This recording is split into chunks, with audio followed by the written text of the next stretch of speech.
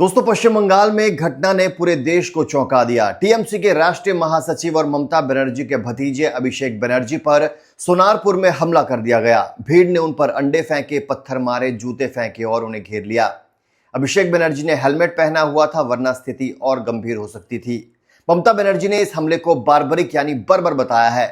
उन्होंने कहा कि टीएमसी को इस हमले से डराया नहीं जा सकता।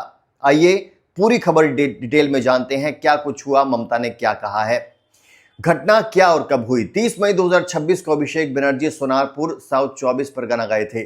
वहां एक टीएमसी कार्यकर्ता संजू कर्मकार के परिवार से मिलने, जिनकी कथित तौर पर पोस्ट पोल हिंसा में हत्या हुई थी। जैसे ही अभिषेक वहां पहुंचे, स्थानीय लोगों की भीड़ ने उन्हें घेर लिया। नारे लगाए गए, चोर चोर। उन पर अंडे, पत्थर और जूते फेंके गए। किसी ने उनकी टी शर्ट खींची, उन्हें घेरने की कोशिश की। अभिषेक ने खुद कहा, हेलमेट ना पहना होता तो सर 2 टुकड़े हो जाता। ममता बनर्जी का रिएक्शन क्या आया है? ममता ने इस हमले को बार्बरिक और शर्मनाक बताया। ममता ने कहा, रूलर्स हैव बिकम किलर्स। शर्म आनी चाहिए बीजेपी को। दावा किया गया कि अभिषेक के सीने में ब्लड क्लॉट हो गया है, गर्दन, कमर और पीठ में दर्द है।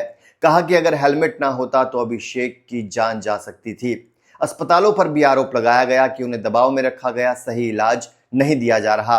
राहुल गांधी ने ममता को फोन करके अभिषेक का बेहतर इलाज करने की पेशकश की है। वहीं टीएमसी का स्टैंड क्या है? टीएमसी ने कहा, हम इस हमले से डरने वाले नहीं हैं। अभिषेक बनर्जी सुप्रीम कोर्ट जाने वाले हैं। टीएमसी का आरोप है कि यह बीजेपी का प्लान्ड अटैक था।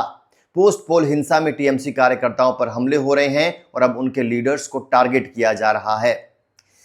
बीजेपी का जवाब क्या आया है? बीजेपी ने इसे टीएमसी के खिलाफ लोक गुस्सा बताया। कहा कि 10 साल की टीएमसी सरकार में भ्रष्टाचार, तानाशाही और हिंसा के कारण लोग नाराज है। बीजेपी का दावा है ये कोई प्लान्ड अटैक नहीं बल्कि स्थानीय लोगों का गुस्सा है। पॉलिटिकल रिएक्शंस क्या आ रहे हैं? हाल ही में पश्चिम बंगाल विधानसभा चुनाव में बीजेपी ने भारी जीत हासिल की है और टीएमसी की 10 साल पुरानी सरकार चली गई। उसके बाद पोस्ट पोल हिंसा की घटनाएं बढ़ गई हैं। दोनों पार्टियां एक दूसरे पर हिंसा का आरोप लगा रही हैं।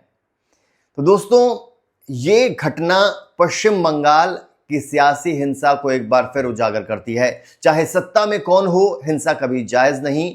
लोकतंत्र में विरोध की आवाज होनी चाहिए, लेकिन हिंसा नहीं।